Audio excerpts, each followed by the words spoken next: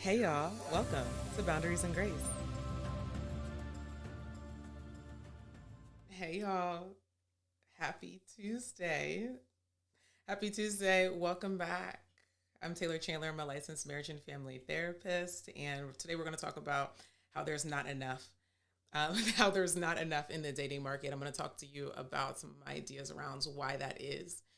In this phase of the work, we are focused. Hey, in this phase of the work, y'all, I'm focused a lot less on giving you steps to do something. And we're going to talk about a way of being in order to be a better person to get better results. Okay. So we've expanded outward. We have a more holistic vantage point in this phase. Hey, y'all. Oh, that's nice to know. Hey, Darian. Am I pronouncing your name right? How are you? How are y'all doing? Clarice, hi, I see your name. Hey, y'all, how are you? Tell me how you're doing. We're about to dive in. While you're telling me how you're doing, I'm going to tell you to subscribe to me on YouTube. The name's at I am Taylor Chandler. It's on YouTube. The link's in my bio. We've just started phase 2. I've got a new episode up from last week. So I definitely recommend listening to that. Before we dive in here, y'all, we're going to talk about the issue of there being not enough in the dating market. Oh, Darian said he shared my content with his wife slash ex, hoping to inspire some change. Good luck. Good luck. Y'all, in this phase, we're really focused on people who actually already want to change. We talked a lot about that last episode because you cannot make someone want to do something that they just they do not want to do. And it's not a valuable use of time to try to get them to try to do it. Okay, so we're going to be focused in this phase a lot more on people who have already decided that they want to be the best person and they've already decided that they want the best relationship. Okay, are y'all ready? Again, y'all, my name's Taylor Chandler. I'm a licensed marriage and family therapist. We're going to talk about the scarcity issue in the dating market. There's a scarcity issue in the dating market of attractive matches. My attractive match theory. Okay, my attractive match theory asserts there are 3 pillars that make you an attractive match. Those pillars are self-esteem, energy, and responsibility. Did anybody see that on the first episode? Okay, the 3 pillars, what are they? Self-esteem, energy, and responsibility. My theory is that these 3 pillars, let me just read my notes. Okay. Insane.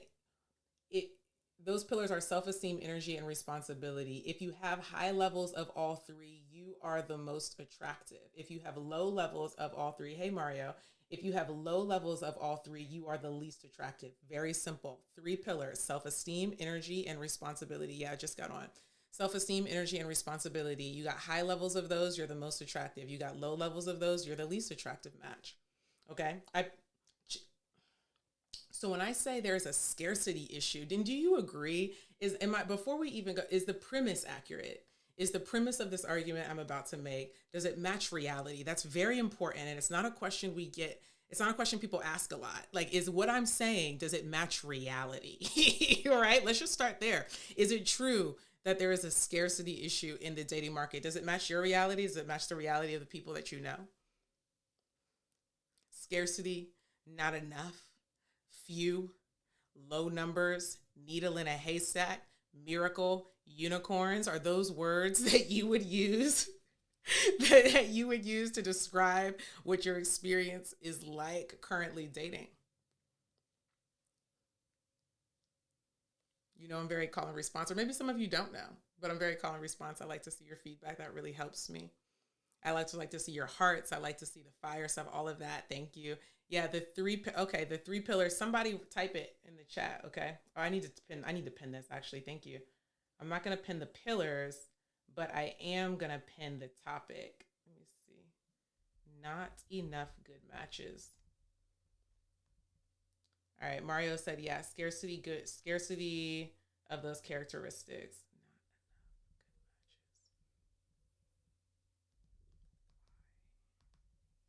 Hey, Juanita. All right.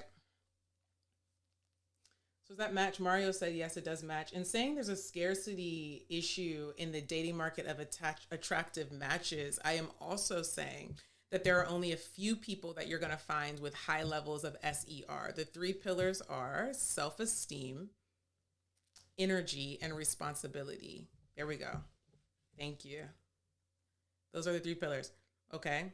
So if there's only if there's a few number if there are only a few attractive matches, highly attractive matches, people that have high levels of self-esteem, energy, and responsibility, okay?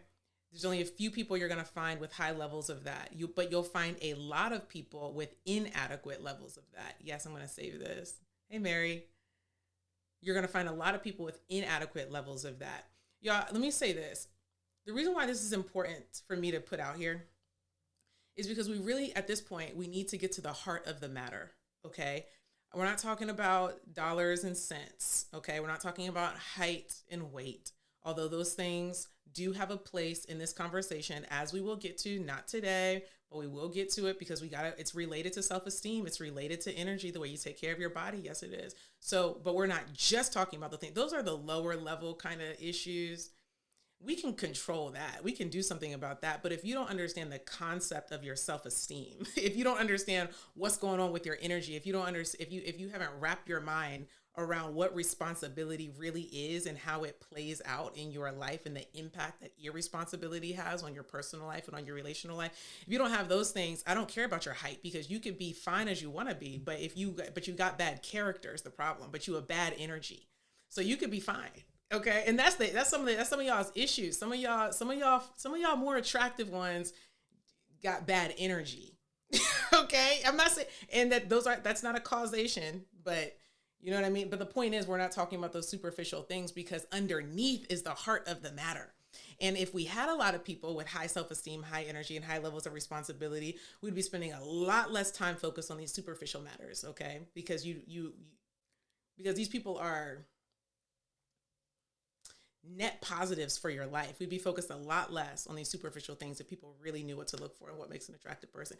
Things about people's appearance and weight and height. Weight, we can't do anything about the height, but things like weight, how people look, we can adjust things like that.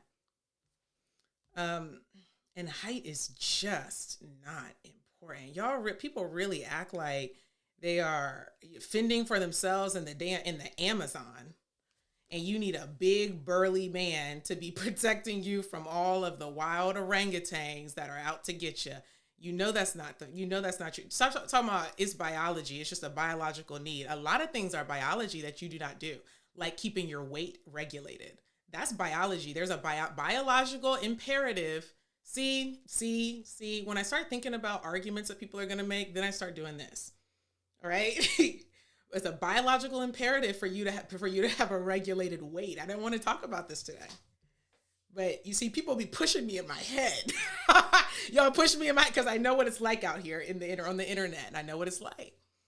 Y'all, I be feeling the pushes before you be pushing me. All right, and it's a biological imperative for you to have a regulated weight. It's a biological imperative for you to do quite a few things that you don't do. But all of a sudden, the biological imperative for you to have a 6 foot up man is now very important. The biological imperative for you to exercise. How about that? We never talk about these things, these biological needs. How about that? But you got a biological need for a 6'2" man. All right. Anyway, let me come back to this. Let me come back to my notes. Hey, Juanita. Oh, I miss you. I miss laughing and growing, but we should probably talk soon. Because I want to know what's going on. I'm going to continue with my notes. So when I'm saying there's a scarcity issue in the dating market of attractive matches, I'm also saying there are only a few people you're going to find who have high levels of SER, and you will find a lot of people with inadequate levels of SER.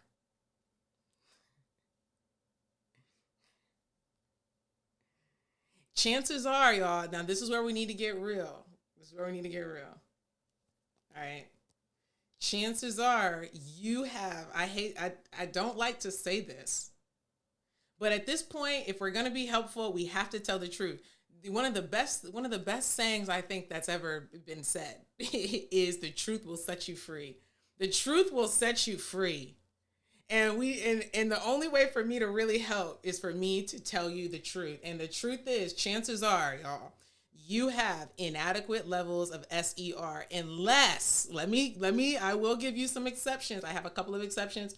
Unless you are in a thriving relationship. I'm talking about you are happy to be there. Be honest with yourself. You don't got to tell, please don't get on the internet, be telling everybody how unhappy. Be honest with yourself. Are you in a thriving relationship? Or, okay, so chances are you have inadequate levels of SER, self-esteem, energy, responsibility. I'm talking about all three as accumulation. Is it accumulation or culmination? Chances are you had inadequate levels unless you are in a thriving relationship or you are truly cream of the crop, all right? Which is the most attractive matches out of all who are available. And if you're really honest with yourself, the chances are that you're probably not. The chances are. I'm not saying you are not. I am saying the chances are. Right? Let's talk about chances. Let's talk about chances. We need to be realistic. We need to talk about what's really going on. Are you really, chances are you have inadequate levels of SER unless you are in a thriving relationship or are single, but you are the most attractive out of all who are available. Now you need to be honest, because some of y'all are single telling yourself, this is dangerous.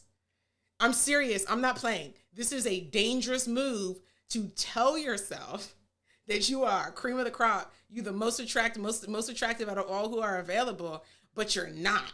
And the reason why it's such a dangerous place to be is because that it's called denial. All right. It's called denial.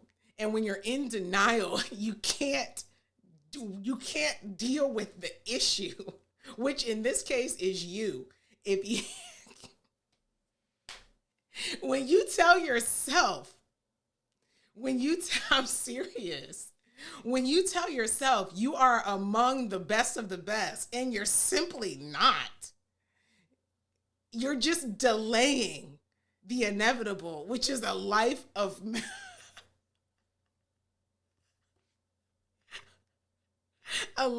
malfunction.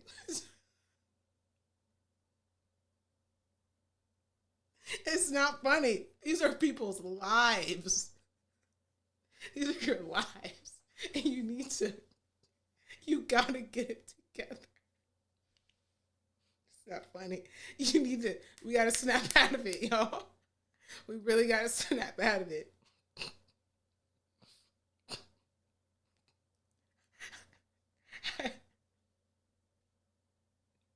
I have a couple of other indicators to help you to determine if you are one of these people. If you are one of these best of the best people, okay? Are you... Hold on. Everybody get back serious. Get back serious. All right. It's not just are you pursued, y'all. Are you pursued by good people? Some of y'all got a lot of stuff going on in the DMs. First of all, some people at you because they can tell you desperate. And I don't want to have to tell you, but somebody, damn it, needs to tell the truth. Some of you ladies, it's especially the ladies, because this doesn't happen with the men. Ladies aren't in the DMs like that unless you're fine. They're really not coming at you like that. All right? But this is part of a gendered issue here. Okay, as in like it's an issue on both sides, but it shows up in a gendered way. Like it shows up different with men, does with women. Women can have a lot of activity on their devices. All right, stop me when I am lying. Hey, Saida, thank you. Women, you have a lot of activity on your devices. You can have a lot of activity in real life. You know, especially, anyway, I don't want to talk about all of it today, but you have a lot of activity, but sometimes men are getting at you because they can tell you're desperate. It doesn't mean you're unattractive, like physically, but it can mean that you look like it's not going to be that difficult. That's the truth. that is not a sign of high quality. This doesn't mean that you high quality. It means that you're highly likely it's a high likelihood that I might have a shot. Okay? That's the opposite of high quality. I'm not even going to drag it. I'm just going to simply put it. And for those who have an ear, let them hear, because someone needs help. Chances are, y'all, you have inadequate levels of SER unless you are in a thriving relationship or you're truly cream of the crop, the most attractive matches out of all who are available. Those are people who are regularly pursued by good people, not people you really don't respect or people you really can't seriously imagine going on to live a great life. I'm serious. Like, when you're pursued by people or you dealing with people when after they're gone, you're like, I would never, or like, who would ever? That's a reflection of you. I feel like I'm just very simply just stating the facts today. That's a reflection of you. If the trail behind you is of people who you're like, I would never, or who would ever, that's a reflection of you. Those are the people who are into you.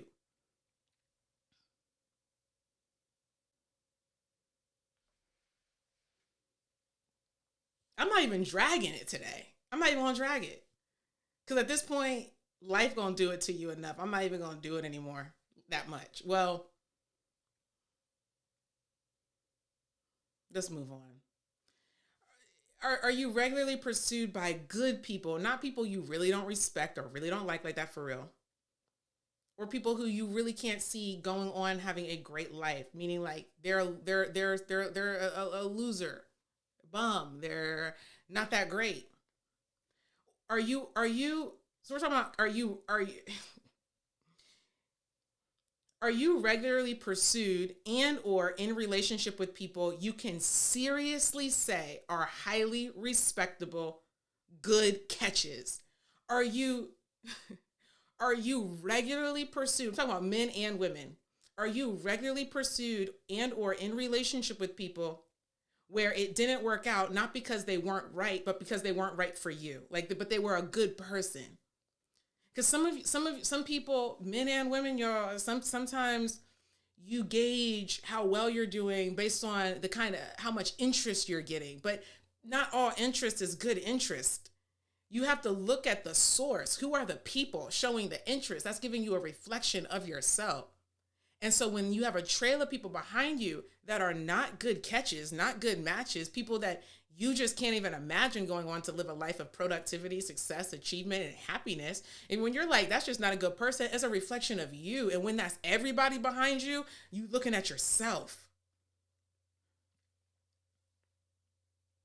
So people all confused thinking that they're the best kind of person to be with. But when everybody you was with was people you would never be with, or most people no one would be actually in a good position if they dated your exes because they're not good people. It's because you're not a very attractive person yourself. Because those are the people that are interested in you. I think you get the point.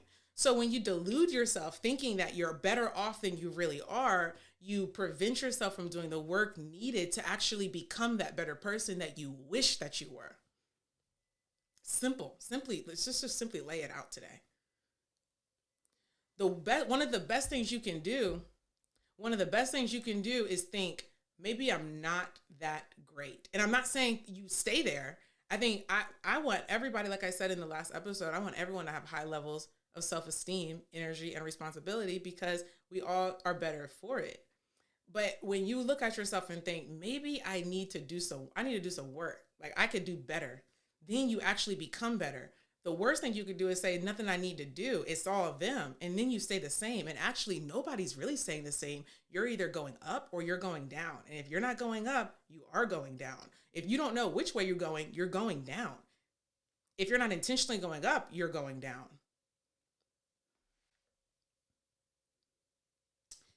So are you really the most attractive out of all who are available? Or are you single because it makes sense that you're single because you don't qualify for somebody who actually is the most attractive type of person, that the kind of person you actually want to be with? Are you single because it makes sense that you're single because you're not ready to be in a relationship. Are you single because you have high standards that you don't even meet yourself, and you need to actually get there in order for those people to be available to you? It's probably not. Based on the numbers alone, the chances are that you're single. If you're single for a long time, especially, chances are if you're single, it's because you're not hitting a high level. And when other people come across you, they don't have the experience that they just gotta have you. They could do without you. That doesn't happen when people are highly attractive. They don't get passed up because they're rare. That's just the truth. So you got to look at your experience. Don't just think about what your friends are telling you or what you think you should think about yourself. You got to be like, what do I think about myself? That's very important. That's self-esteem. You also need to look at sometimes what you think about yourself. People are overinflated, especially women.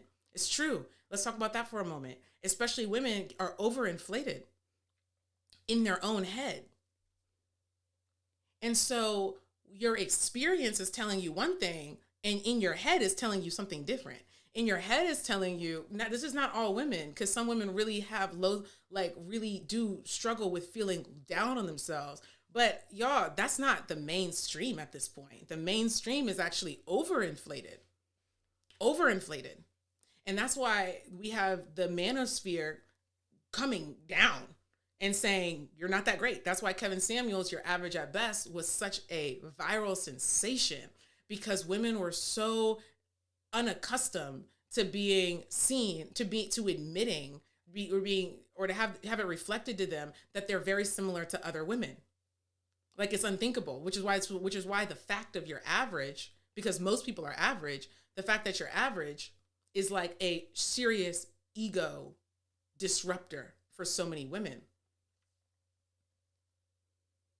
So there's an overinflation. Not just in terms of physical appearance, but in terms of like your quality of your character. There's an overinflation. I see it in my own practice, an overinflation. And so your experience doesn't lie. Your experience doesn't lie. So what you're actually experiencing, particularly in this lane, in terms of your relationships, particularly romantic relationships in this lane, the actual experience you're getting in your romantic life, that's telling you the truth of yourself, not what you think in your head, not what the magazine told you, not what the people in the little shorts are telling you about yourself. It's your experience tells you the truth. What's actually happening? Are good men, and talking specifically about men in this, women in this case, are good men who most women would be happy, thrilled to be with. Are they the ones pursuing you or not? You don't have to tell me the truth. You need to tell yourself the truth. Okay, that's your first step. You don't got to put it on the comments if you don't want to, but you need to be real with yourself. And when you can be real, because this is most women right now, you can be real that the experience you want does not match what you actually want to be happening. Then you start, instead of blaming the men, you need to look at yourself and say, what do I need to do in order to qualify for that tier? Just like okay, that's the facts. All right. You don't just manifest it like by just thinking about it and wanting it. All right. Anyway. So I said, chances are you have inadequate levels of self-esteem, energy, and responsibility. That's both men and women.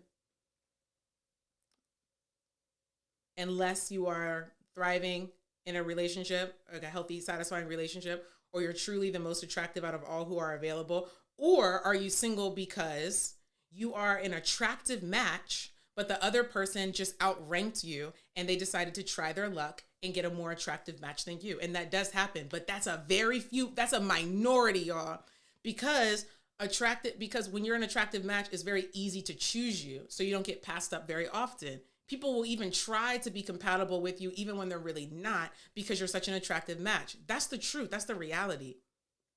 So it's a rare thing for you to be high level self-esteem, energy, responsibility. You taking care of yourself. You look, feel good about yourself, all of that. Okay. You treat people well. People with high self-esteem treat people well.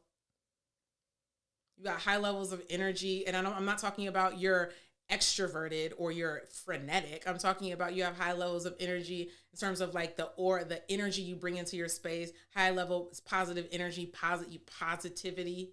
Okay, positive things happen. And the truth is positive, by the way, y'all. The truth is always positive. Facts can be positive or negative. The truth is always positive because it brings you progression. You know why I say that? Because what I'm saying, my tone doesn't sound happy. But the truth is positive, and that's the energy that we're in right now. Y'all gotta understand this. This is what we need to talk about this. We need to understand what this is. What is energy? Energy doesn't mean you're happy all of the time, but truth is energy. Being authentic is energy. High energy. Anyway, this is too much. So what I'm saying is it's rare. So because I think people have delusions about how attractive they really are, how good of a catch they really are. I think people have delusions, both men and women. I think women are more deluded in this area. Not that it matters, y'all, because everybody in the same boat. So I really need to stop doing that men and women thing. Everybody in the same boat. At the end of the day. So people have delusions about how good of a catch they really are. Some people will think, well, I'm really great when you're really not that great. But some people really are great. Now, this is, again, very, very rare. Some people really are great, and they're so great that they're getting high tier matches. And those other people in the high tier, sometimes they, instead of grabbing on to that other high tier person, they will try their luck and try to go even higher. Okay. Those are high level. We're talking about high level matches. Okay. So it's almost like, I don't want to give too many metaphors, but does that make sense? So it's uncommon for you to already be high level, and somebody also high level comes across you, passes you up, and tries their luck to do it again. Because it's so uncommon to come across you that you get caught. And you're also going to be, I'm going to finish that sentence, that you get chosen, man and woman, you get chosen easily. And you're also, though, being evaluated the most harshly. So the things that you a high level person, you get connected to another high level person, you're being judged, you're being evaluated at a higher level. So the reasons why they might reject you could be something that for another person on a lower level is totally acceptable. But higher standards, you got a higher levels of criteria to hit. But that's not most people's problems. Most people's issues aren't the nuances of the aren't in nuances of rejection. Like you're rejected because your family pedigree. That's not most people's issue. Most people's issue is in the more fundamental stuff. It's the way that you carry in yourself. It's the energy you carry. It's your mindset. Does that make sense? So just like how people have they're like rich people problems. And there's problems that people that aren't making as much don't even got to be worried about. It's not even your tax bracket of an issue.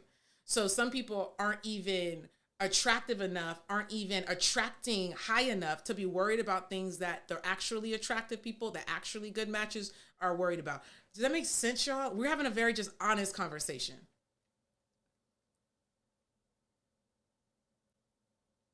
Very honest conversation. Let me give you a realistic metaphor, a realistic parallel of this. Obviously, in these last couple of years, we had a lot of conversations about prenups. And the reality is, it's true. A lot of people don't need to be worried about a prenup. So those are issues of a tax bracket that you most likely, because of the numbers and the facts, you most likely are not, you don't even got to worry about somebody taking half of your money, because in order for you to even get something that would be valuable to take half, that person would have to help you to build it. So they would be entitled to half because it's their business too. That's most people. I'm telling you the truth. Most people don't even worry about a prenup because you don't even have the money to protect yet. That's most people. That's not an insult. That's a fact. So you worried about you in these conversations about a prenup, you don't even got the money. And I'm not saying you shouldn't think about it, but you need to be realistic. And how are you spending your time? So arguing with people about prenups, you need a partner to help you to build that business. You need a wife and a husband to help you to even get the money that you need to protect from other people. That person is your best friend. That person is the person who knows and loves and protects the business the most. That person is actually truly a 50-50 partner because they helped you to build it. That's most people. Most people aren't coming into their marriage with so many assets. You got a car and a house. That's fine. That's good. That's great. Good. But are we really worried? Are we really talking about $1 million, a business valued at $1 million, that if that person took half, you would be broken? No, you're talking about they would take two tires off of your Honda Accord. That's your half of your assets. Talking about you arguing with somebody about a prenup. What are you talking about? You have a 4-bedroom house. That's your asset. You talking about a prenup? You worried about splitting it into 2 bedrooms? You just sell the house. You just get a different house. What are you talking about? A prenup? Like, I'm not saying you shouldn't know what a prenup is or know what and protect your stuff. That's not what I'm saying. What I'm saying is, are you even in that tier to be talking about what they're talking about, or should you be worried about how you need to even get the money? How about we worried about mind the business that pays you is a way to think about that. We're having a very honest conversation today, folks. I've got some time. We're just gonna lay it out, and we're gonna be honest.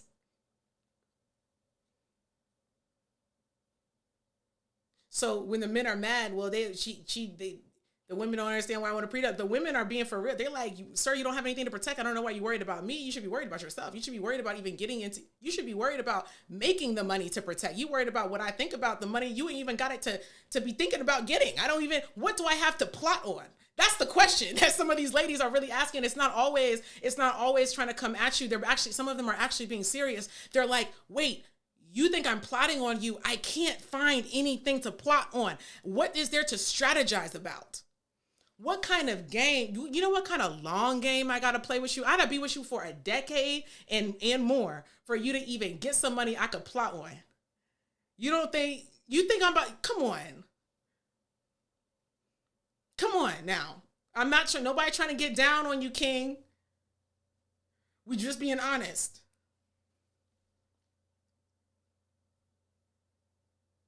Not all y'all need to be thinking about, be worried about all that.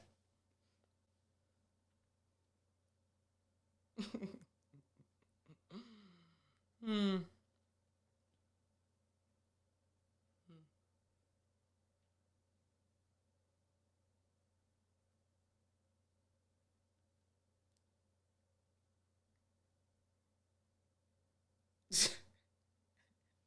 All right, y'all. Let's get back to the note. See, this is why I have to write my notes.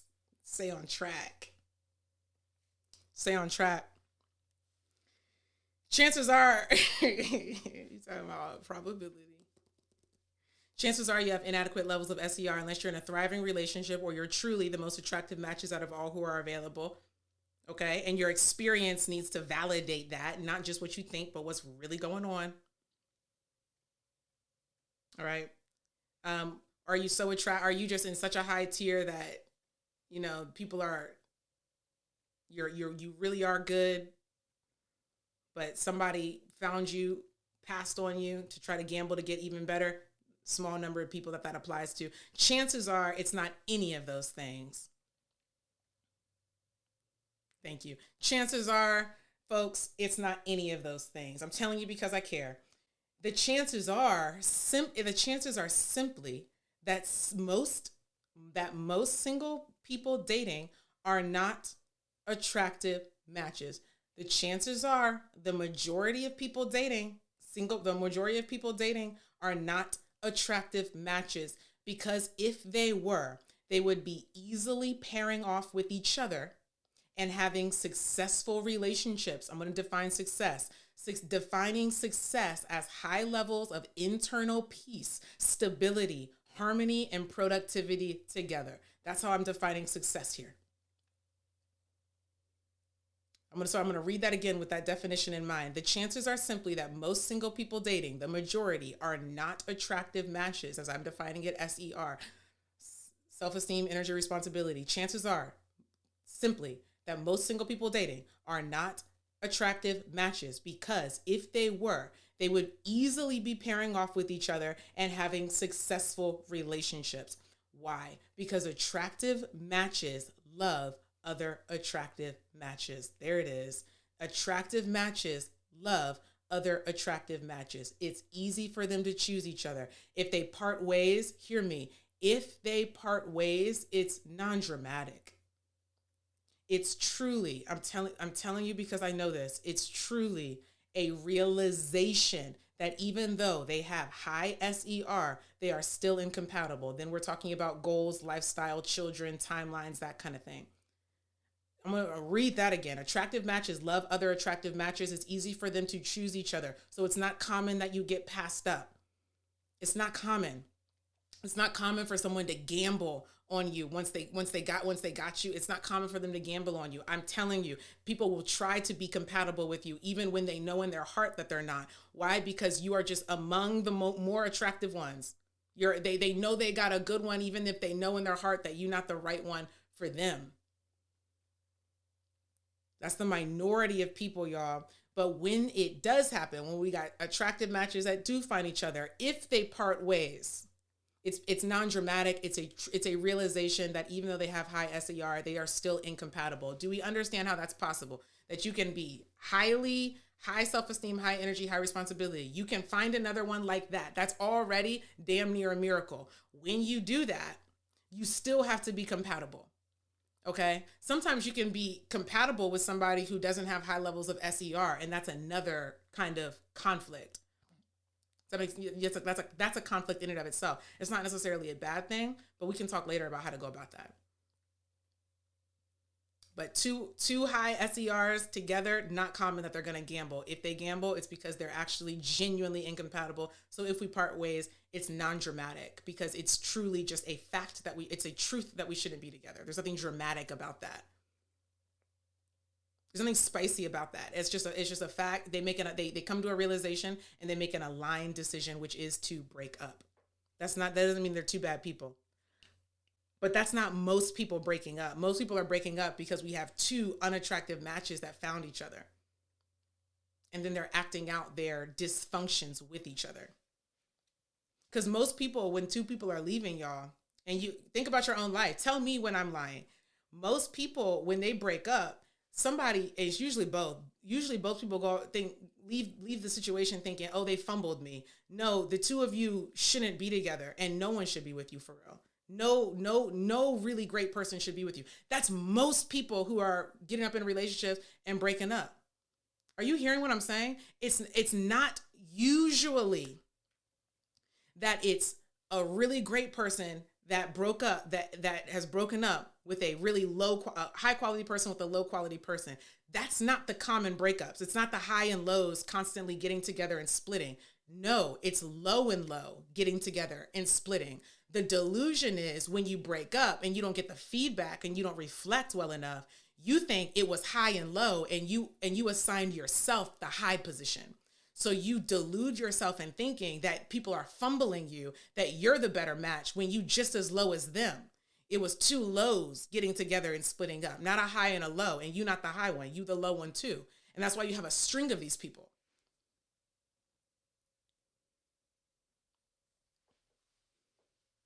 That's why you have a string of them. And that's why you don't even think well of them. You got reflections of yourself coming back at you, but you assigned yourself a higher position than them because you think that you're a better person. You think you're a better match. You're not though. That's not normally what it is. Normally meaning average. That's not the majority of time. Majority of time we had two lows. We had two lows and they didn't realize that they were lows. And they deluded themselves thinking they were high. So now we have two delusional people walking out in the world going back into the dating market with a delusional idea about who they are and how good they are and how attractive they are to other people. So when that keeps happening, well, now we have the P in the dating pool. We've got a bunch of delusional people pairing up with each other.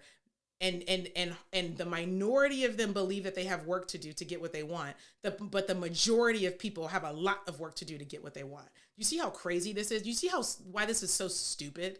Why this is such a stupid experience for people? Why people are so tired, fatigued, and drained? They have the wrong information about themselves. They got the wrong information about the person in front of them. People are just walking around with a lot of misinformation, especially and first and foremost, misinformation about themselves. And so this method, this theory is a way for you to start to assess yourself seriously.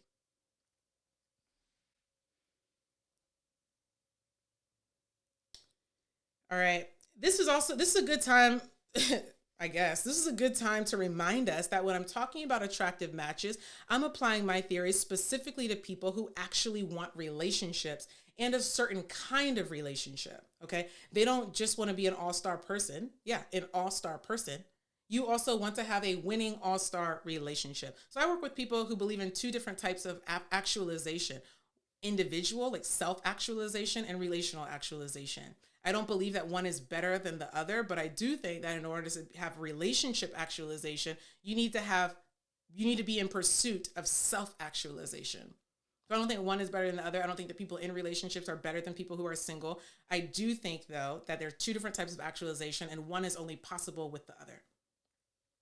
So I work with people who want both.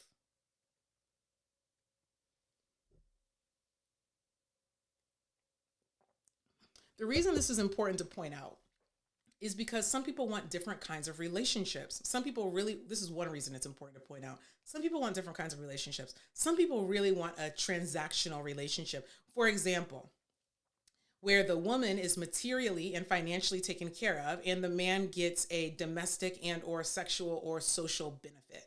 Some people want a more shallow relationship. They don't want all the work of a challenging, growing relationship. They want the company. They want to have fun. They want social benefits. No judgment. I don't have any judgment for those people. For those, do what you want to do. But for the people I work with, we don't do transactional. We don't do regressive. And at this point, what I'm comfortable with calling lower level relationships. We do high energy, highly synergized relationships. That's what we do. I'm not saying everybody needs to want that. I'm not saying everybody is equipped or capable of even trying to do that. What I am saying, though, is that that's what I do, and that's what I help other people to do.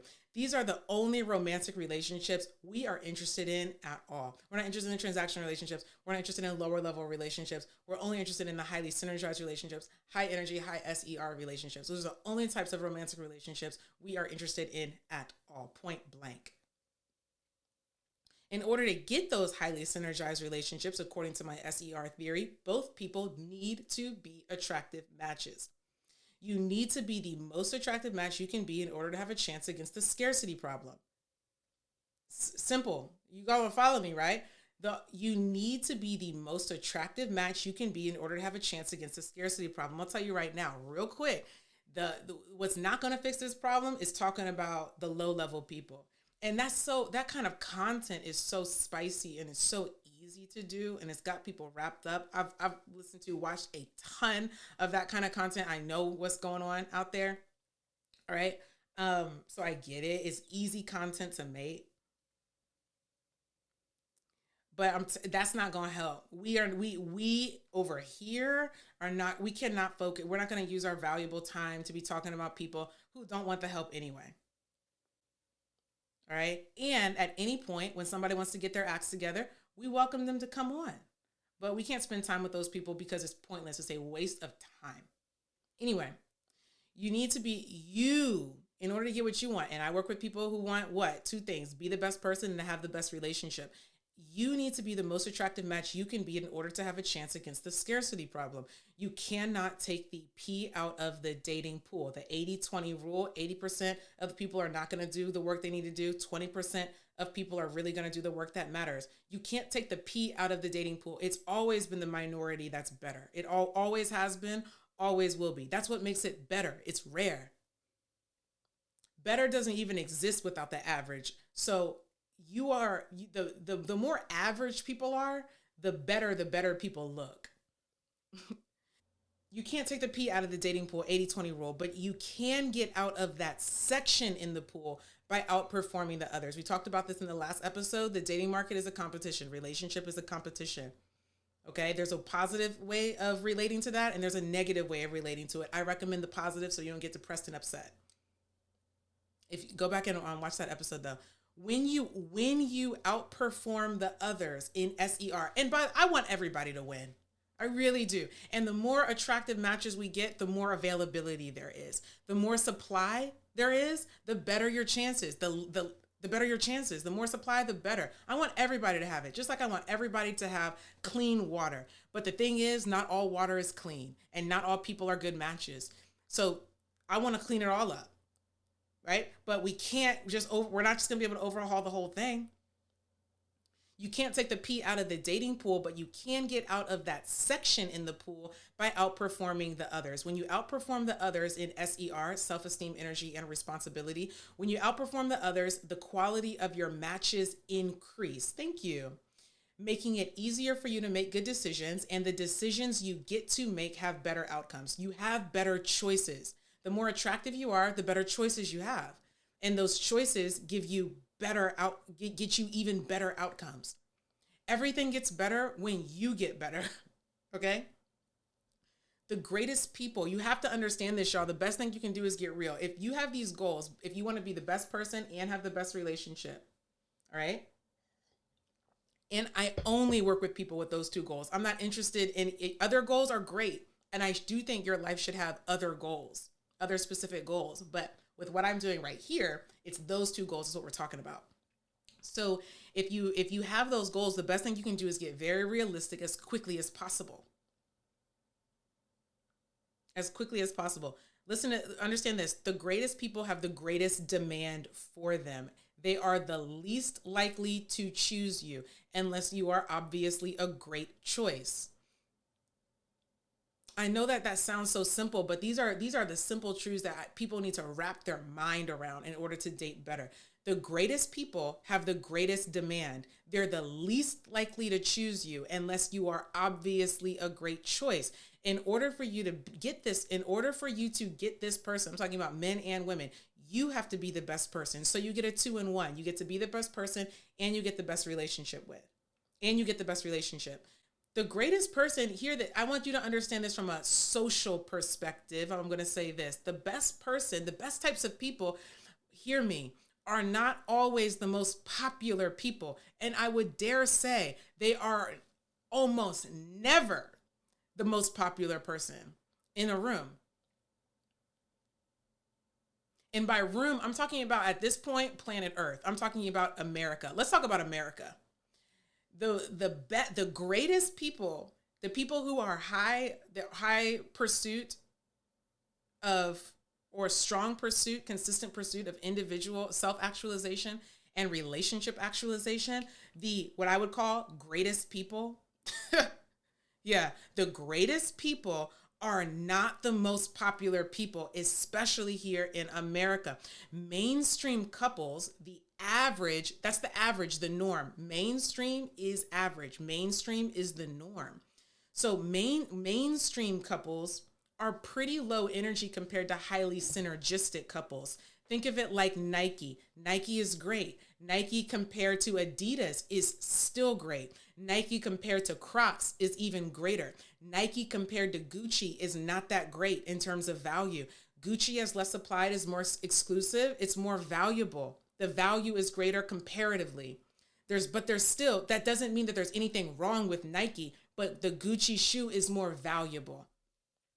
Okay, a lot of people love Nike, they stick with Nike, but some people would say that Nike is fine for you, but unacceptable for me. Some people would say it's fine, that's okay for you, but that's not okay for me. That's okay that you accept that, but I don't accept it. What's okay for you is unacceptable to me. I'm not judging you, but I'm making a judgment for myself that what is normal, what is average is something that I am opting out of. I'm opting to go above that. Because I do Gucci, because I do the higher tier. Nothing wrong with you. If you want low, if that's what you're going for, go ahead and go for it. Do it. But that's not okay for me though. So the most popular thing is not, and is often not, the best thing for you. It's just average. And if it's average, it can't possibly be the best, because the best only exists in contrast to the average. In dating, most people are average. More people qualify for the minors than the majors. There's nothing wrong with that if that's where you want to be. But for the majors, what is acceptable in the minors must be cut from the majors because we're the majors. I can't, if I'm playing in the majors, if I am coaching a major league team and you come in with minor league stats, I must, according to my standard, I have to cut you. I have to cut you. It doesn't mean that I don't hope the best for you. I want you to get better. And if you don't want to get better, I wish you the best. But in order for me to be in the majors, I have to hold the standard, and you just don't qualify. The stats don't cut it. It doesn't make the minors bad, but it makes it unacceptable for this league. A high quality individual, and by high quality, I'm talking about healthy mental and emotional processing, able to connect to others, growing and learning mindset. A high quality individual is always improving and contributing positively to the world around them. And highly synergistic couples, which according to me must be high quality as individuals first, have higher standards than everyone else because they perform at a higher level than everybody else. So they must keep their standards high. We're going to talk about the self-esteem part of this theory. I'm just getting, y'all, I hope, okay, y'all have time? I was not expecting this to be this long. All right, this is good though. Today we're going to talk about the self-esteem part of the theory, the SER theory, okay? My SER theory. We're going to talk about the self-esteem part, the S. High self-esteem is an essential component of a high personal standard. So therefore, it's a foundational aspect of the attractive match. Higher standards are more attractive. Your self-esteem is the way you feel about yourself. It's your core sense of value, worth, and identity. We had a lot of people with low self-esteem, so it's so important, but so few people have high levels of it. I think most people, especially when we're talking about the single dating market, I think most people out there have low levels of self-esteem. It's not adequate. It's not adequate for a highly synergistic couple. So it means that you essentially are disqualified from the highly synergistic couple because you are individually underperforming. And one of the ways you're underperforming is in your self-esteem. Okay, we don't feel good enough about yourself. And again, there are two different ways that you can approach this kind of content. You can either feel shamed and talk about you're being shamed and battered down, or you hear it and think, oh, there's something I can do. There's something I can do about this. And that's a positive thing. We got a lot of people with low self-esteem. We need to get real about it. How do we know? Culture, society, the degradation of humanity, the degrading of humans. I'm talking about men and I'm talking about women. And if you degrade one, you degrade the other because come on, y'all. Come on. Come with me to a higher level of consciousness for just like 20 seconds. If you degrade one, you degrade the other. It's all the same thing, y'all. Come on. We don't need to make this super difficult to understand. We don't need to make this so lofty and theological and is okay. No, just be for real. If you degrade the man, you degrade the woman. If you degrade the woman, you degrade the man. Okay? You don't get to beat down one without beating down yourself, please. So we have the degradation, the degrading of humanity. It's that deep. It actually is that deep. Contributing to low self-esteem. You treat humans poorly, people are going to get poor reflections of themselves. They're going to feel bad about themselves. Simple. It's not good. All right? And stop participating in this bullshit. You know what? Stop participating. And that's in the content that you're viewing. I'm serious, y'all. I'm being really serious. It's in the content that we view. Thank you. Thanks, Alexis. It's in the content you're viewing. It's in the comments. It's in the way you talking to people online and in real life. It's in private conversations you think nobody is hearing because that's in your energy. That's your integrity. Come on. Some people you doing stuff in private that you would never do in public because you know that it's not a good look for you to be talking about people like that, or be looking at people like that, or to be thinking about people like that. Like, it's degrading. We degrade ourselves. We degrade other people. And if you do it to one, you do it to the other. I'm not even going to get into this. All right. We got a lot of people with low self-esteem. How do we know that? In culture and society, it's the degradation of humanity. How does it show up? It shows up in a lot of different ways. I'm just gonna focus on two and we're almost done. Number one, how does this show up, this low self-esteem thing? I want you to get your pen and paper and I want you to take note of this. I'm gonna talk about two things. How does it show up? Many ways. I'm gonna give you two. Number one, masks. Masks. It shows up with people wearing masks, faking. It shows up in people faking. It shows up in us faking. Y'all, listen, if you cannot admit that you've been fake,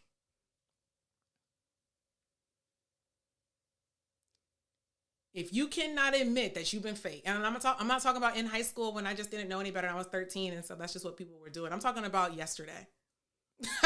I'm being serious. And we're all included. I'm talking about just last week. I'm talking about earlier this morning being fake. I'm talking about being fake. And we need to be real that we show up fake in certain places. We show up fake. And we wear certain masks. And some of us are wearing some of us are wearing a couple. And some of us aren't aware that you're wearing it. And so you just put it on every day and you think it's you. You confused yourself. Mask and faking. I'm talking about that's all of us. I'm talking about that's me. I'm talking about that's everybody. So low self-esteem shows up in us wearing masks, faking how we show up, faking how you show up to perform for other people's approval. You got to get real. Somebody preach in this church. You got to get real that there are some ways that you have tried to, and stop blaming everybody else. Stop blaming white people. Stop blaming white people because some of y'all got this from your own parents and they black like you. Stop blaming white people. Stop blaming your boss. Stop blaming the patriarchy. Stop blaming people you ain't never met. The king of damn England. And what he was in, all the kind of crazy stuff they was doing. Stop blaming everybody else. At this point, it's you. You want the approval. And when I'm saying you, I'm talking about me. That's all of us in different ways and to different degrees. But we want the approval. And it's not anybody else's fault but us putting our worth in somebody else's hands. That's what it is. And it makes you put on a mask. And now you got to perform for other people's approval. And if you can't get real about it, you act like, well, I never do that. You're my biggest problem. You're a liability because you don't even know you're doing it, or you're too afraid to admit it. And there's nothing we can do with you.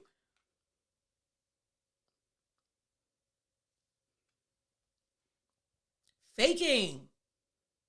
Somebody put faking in the chat. Somebody put faking in the chat.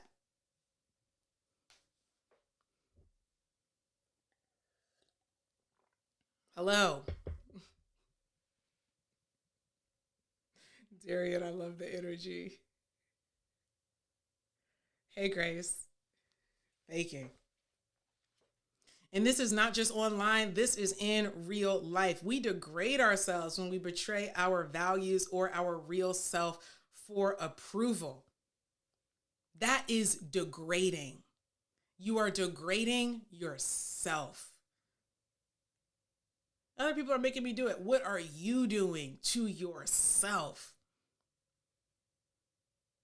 It's because they always think men got to do a certain way and women got to do a certain way, and because I'm black and because I'm white, and if it wasn't for society, if it wasn't for you, if it wasn't for me, that's what it is. If it wasn't for the thing in me that wants your approval so bad that I would compromise my most essential values so that you what? You don't even like me because I had to be someone else to get you to get your approval. You don't even like me because I had to leave me behind for you to accept me. You don't even like me. So at the end of the day, you still don't get what you want.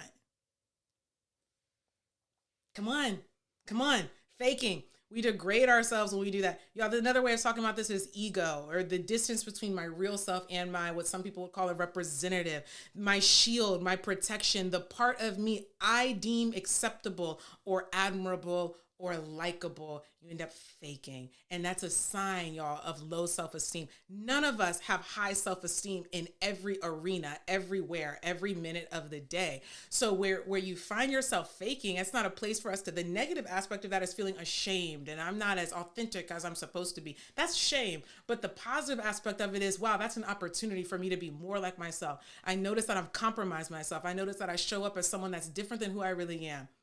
That's an opportunity for me to be more of myself. Number two, last thing, y'all, how does the degradation of humanity, how does low self-esteem show up? A lot of different ways, but here's the second way. Our outcome obsession. So there's a thing called like process versus outcome. We have an outcome obsessed culture where people, it seems like you have to appear to be all the way there. Like you got to be all the way there. Ashamed of your real position, your real insecurities, your real deficits, your real deficiencies, your real weaknesses, your real flaws, the areas in life that you kind of slow.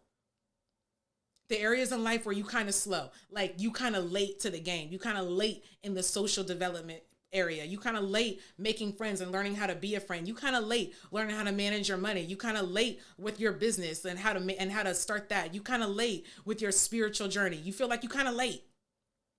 And people feel ashamed of your real ways that you feel left behind. And maybe that you actually are behind, because I'm not going to tell you that you're not behind. You might be behind in some areas, like in a way that it's detrimental now to your life. You might be a little bit behind, but there's a big difference. If we can't change the position, you have to change your orientation to your position. I got to change the way that I think about the position that I'm in. I can't change the position until I can change the position, but I can't change the position until I change the way that I think of myself in this position. And if I think of myself as ashamed in this position, if I think of myself, if I'm embarrassed in this position, if I feel small in this position, inferior in this position, you won't move forward. You're actually moving backwards. So now we got two problems. You're already in a position you don't want to be in, and you're thinking in a way that's putting you down even further. So I have to think of myself well in the position that I'm in order for me to move forward. Does that make sense? It almost sounds like a paradox, because a lot of times we think of it like I got to feel good in order for me to move forward, but it's the opposite. I got to feel better about myself so that I am motivated to move forward, so that I believe I can even move forward, so that I believe that it's even worth it to move forward. And then the more that I go, the higher my self-esteem goes, and it works in tandem. But we have an outcome-obsessed culture where people feel like you have to be all the way there, right? We feel like we have to be all the way there, ashamed of your real position, your real insecurities, your real deficits. It negatively affects our self-esteem. Hey, Destiny. It negatively affects our self-esteem when we have to pretend, or when we think we have to pretend that we are more together than we really are, because it makes our present self not enough. Somebody put not enough in the comments.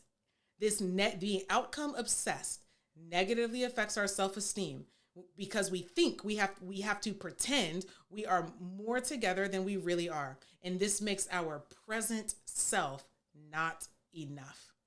We're almost there, y'all. Put not enough in the chat. Not enough in the chat. There we go. Thank you. None of us, hear me today, none of us are all the way there. I want you to hear me. Being ashamed of any part of this process, I want you to hear me. Being ashamed of your position and where you're at in the process is an irrational emotion. I want you to hear me. Put it in the comment, put it in the chat. Irrational emotion. You can have an emotion that's valid because it's real, but I'm telling you, sometimes you have an irrational emotion. It's a real emotion, but it's not a rational way to feel based on the facts and based on the truth. I want you to hear me. I feel like I'm going to free somebody today. All right? Listen to me. Listen to me. An irrational emotion. Because if it's true that we are all in a process, and if it's true that none of us are all the way anywhere, because we are in a constant infinite process, a finite process until we literally die. But since we are alive, if we are always in a constant state, if we are always in a constant process, the shame you feel being in the process and where you're at in the process is irrational, because we're all in it and there's nothing to be ashamed of about where you're at in it. It's just a reality. It's just a fact. Ain't nothing wrong with being in a process, and we are all in a process. So when you have this thought, like I'm the only one and like everybody else is doing this without me, it's not even real. That's irrational. It's an irrational way to think, and it isolates you. It isolates you. It makes you feel like you're the only one, or like everybody else around you's got it all together. Ain't nobody got it all. The people who looking like they got it all together are the people that got the biggest secrets to hide. I'm telling you the truth. Okay? And I'm not saying that, and sometimes it's a difficult position being in like a helping profession, a guiding profession, because you do have to, I got to know how to get somewhere. And at the same time, if I can't admit a fault, well, that only displays my insecurity. So I'm not saying that we should all just like let it all hang out. Like we got to be talking about all the stuff we're bad at. I'm not saying that that's necessarily helpful.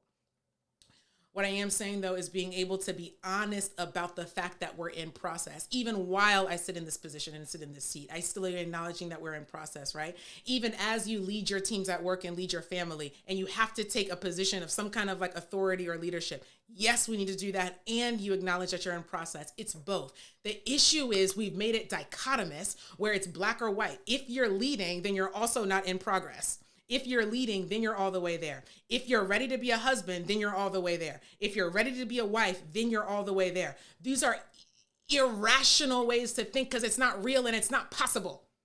Does that make sense? So when you're feeling like ashamed because you're not all the way there, it's irrational because it's not possible to be all the way there. It's not possible to be all the way all the way husband, all the way wife, all the way woman, all the way man, and you got nothing to do. So when we feel bad about ourselves because we're in the process, we're not allowing ourselves. This is where we start talking about compassion. This is we're talking about grace for ourselves, right? We're not allowing ourselves to be in the reality that you're just on the way. I feel like somebody is going to get free in this church today. My goodness. My goodness. So when I feel ashamed because of my process, here's what I want you to do. Somebody preach in this church. This is what I want you to do. I want you to be okay with whatever feeling you want, have a feel, but it just can't be shame. I just want you, when you start feeling ashamed, when you got to get real about what shame feels like, because sometimes you're having the feeling and you don't know that it's really shame. But when you start to identify, dang, that feeling of feeling small or feeling like I feel down, I feel like I don't want to go to the party because people are going to start asking me what's going on and I feel bad about that. Or I don't want to go out to happy hour. I'm going to have to meet people and then I'm going to have to tell them about what I'm doing and I ain't doing nothing. And you start to feel ashamed. But so I want you to first, you got to identify, you got to see it. You got to know what it is. And then I want you to think, we need another rational emotion. How about this? I feel sad. That's okay. I feel sad that I'm not where I'm there yet, but I'm not going to feel ashamed. I feel disappointed that this path that I'm on, it didn't meet my expectations yet.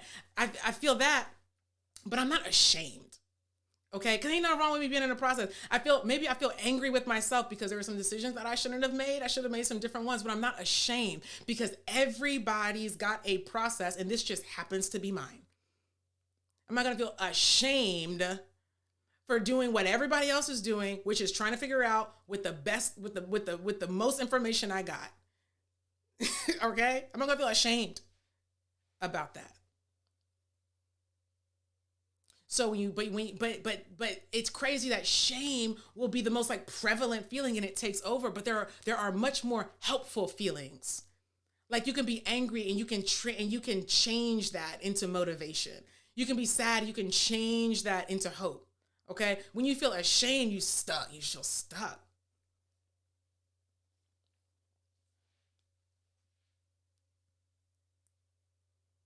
So we need to be able to have two things. You can have a negative feeling, negative thought, and maybe you should have some negative thoughts about where you at. Because maybe you should, as we all should have done some things a little bit differently at this point. Okay? You over the age of 25 years old, there are some things that you should be able to look back and say, I should have done some things differently. It always is kind of funny to me, and I think this is a nuanced conversation when people are like, I don't regret a thing. I'm like, There's some things that I regret saying that. I shouldn't have said it like that. There are a lot of other ways I could have learned this lesson other than doing that. Okay, so I'm not, anyway, that's a nuanced conversation. Not that important. But y'all understand what I'm saying, right? Being ashamed of this process is an irrational emotion and an opportunity. Is an opportunity to heal that shame, the embarrassment, to positively and to positively impact your self-esteem, right? To validate yourself, to give compassion and grace to yourself. Still move forward. I'm not an advocate of just being like patting yourself on the back saying it's all okay and you don't do nothing. Okay.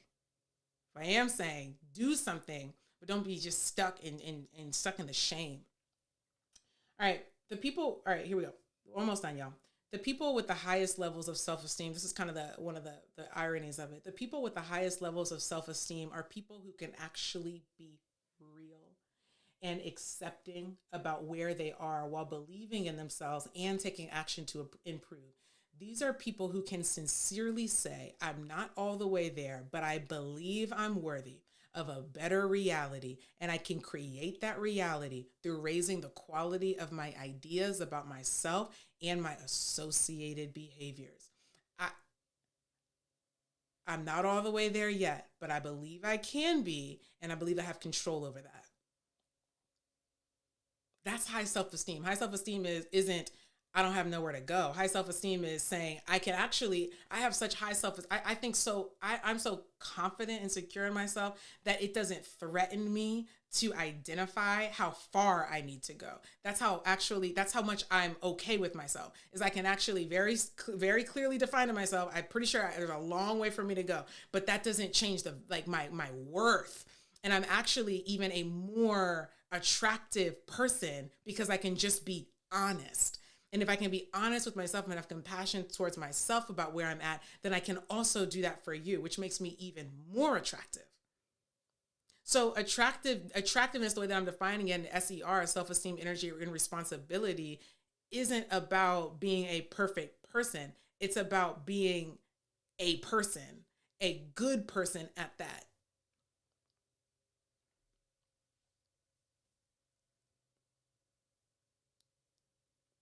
As I'm talking, last thing y'all hear about social media. Last thing about social media. Social media is absolutely not helping here. Social media is outcome obsessed. There's a lot of talk about the end products or the end people, but not a lot of space for the messy in between. In my lane, we especially see this when trying to fit men and women into boxes rather than allowing them to live on the spectrum of life, which is reality. At this point, similar to how at this point, we in America, well, not all of us, I am. And at this point, you're aware that everybody has experienced racism in some way. Every single person, regardless of their actual race, right? We've all experienced racism. At this point, in our current culture, we have also, I believe, all experienced the detrimental effect, the impacts of putting men and women in very small boxes. Everybody at this point, I think, especially in this age group, okay, that we're in, let's just say the age group that we're in, has been degraded. Men and women. At this point, with this kind of conversation and what's going on in relationships, everybody I think has felt degraded from either side of men and women.